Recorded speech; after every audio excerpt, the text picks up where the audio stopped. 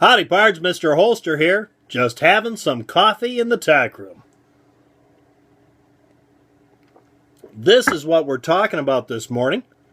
If you remember last week, if you saw last week's Coffee in the Tack Room, I talked about this beautiful Ruger SP101 8-shot 22 long rifle. And it has a very nice sight on the front that I talked about. Fiber optic rod in it, but it's fully encapsulated. Plus, on the shooter's side, or shooter end of this sight, it's a little bit widened. It flares out a little bit and gives you a nice, what really looks like a iron target sight on the front, but still giving that fiber optic rod in there.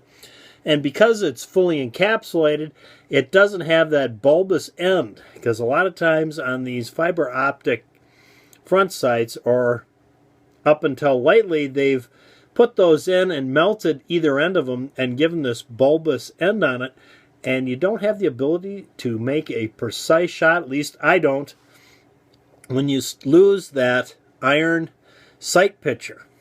And that's why I really like this. Of course, the rear has the traditional Ruger adjustable rear sight, which is adjustable for windage and height. And I like using a revolver in 22 because then I can shoot shorts or CBs. I like using CBs when I'm up around the buildings if I have to shoot a rabbit or some kind of pest, because the CB is a little more forgiving. It's quieter, and yeah, it's more forgiving because Mr. Holster misses a lot. So that's important to me. Yeah. But I had somebody ask me a question about this gun last week. Actually, not about this, but about the single 10 and the sights on that. So that's what this is about. Yeah, it took me 2 minutes to get to that point. The single 10 here. Yeah, we're going to talk about that today. And that's a 22 long rifle Ruger. Let's move this guy back a little, get him out of the picture. A 22 long rifle Ruger, it has a 10-shot cylinder. Pretty much the same as a single 6, but a single 6 is a little different. Single 6 comes with 2 cylinders, a 22 long rifle, and a 22 Magnum. As a result, the barrel's set up for 22 Magnum. Yeah, the 22 Magnum's a little bit bigger bullet, and your 22 long rifles, I feel, aren't as accurate as they could be out of that gun if it had the barrel set up for 22 long rifle. Hence, yeah, the single 10, because this is only good for 22 long rifle. If you want to shoot 22 Magnum, you got to go buy a single 9, which is basically the same gun in 22 Magnum with a 9-shot cylinder, which Mr. Holster'd like one of those. But I like to get the single actions in 22 because very rarely do I shoot a 22 without cocking it first. So if you're going to cock it every time, why get a double action, I feel. Unless, of course, you could get this double action if you wanted to practice your double action trigger pull while you're plinking. You could kind of get some practice in on doing a double action trigger pull on a revolver. But at any rate, I'm going off a field here. So the gentleman asked about the sights on this gun, so I thought I'd get it out. Before I talk about the sights, I'm going to show you the nice sandbar stag grips I have on there. A friend of mine engraved these with a picture of my horse, Pecos Painty, and he did both sides. And they're very nice grips, but they were a little undersized for this frame. So I had to actually grind down the frame a little bit and refinish it to get it to fit exactly. And I've got a video out on that somewhere if you want to look. I'll see if I can find it, but I'm not going to promise anything this morning.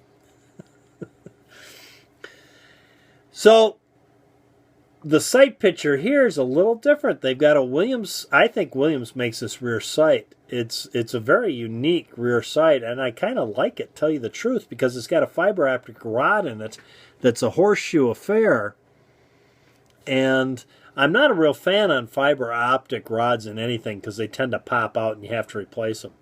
But when you get into the 22s, you don't have that recoil like you do in the other calibers.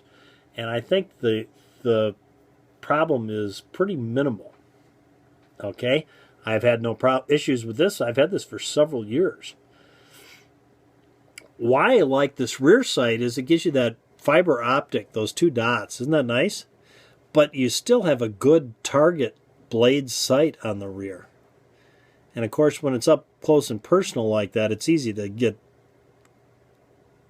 the target image in your eye. At least when you get older, it's the further away it gets, the tougher it is. On the front, though, you can get this lined up in something so you can see it. On that front sight, I think not so much as the SP101, because here you've got that fiber optic rod. It's not fully encapsulated, and it's melted on either end to hold it in place. So you get this kind of bulbous end on it. And even though when they brought this out, they touted it as having both a target front end sight with a fiber and a fiber optic rod in there. But you get that target outline, and you do, but not so much, I don't feel, compared to the sight on this thing. I think that one really gives you that target sight. It's hard to even see the fiber optic rod on the front there. I'll probably have to turn it around and see if you can get a... it'd be nice if I had a different background, but I'm not going to point these guns at me because I don't want to hear about it.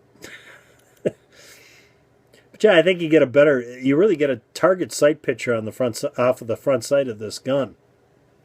And I like the target sights. It's nice when you get older to have that fiber optic in there for quick sight acquisition.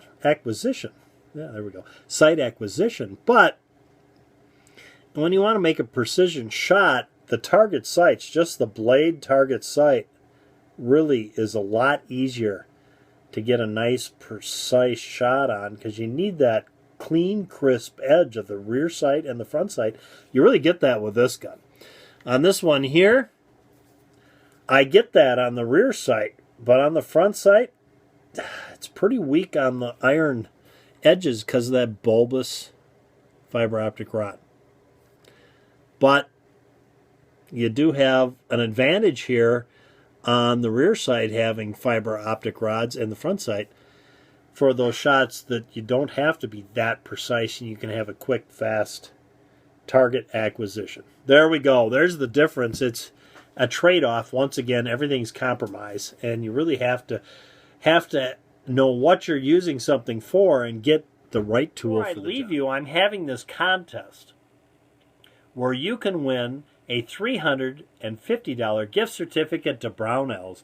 And all you got to do today to get in my contest is, number 1, be a subscriber. Number 2, like this video. And number 3, in the comment section down below, just tell me what you're thinking and tag it with Ruger. Yeah, I'm getting pretty close here. I'm going to give that money away any day now. Probably.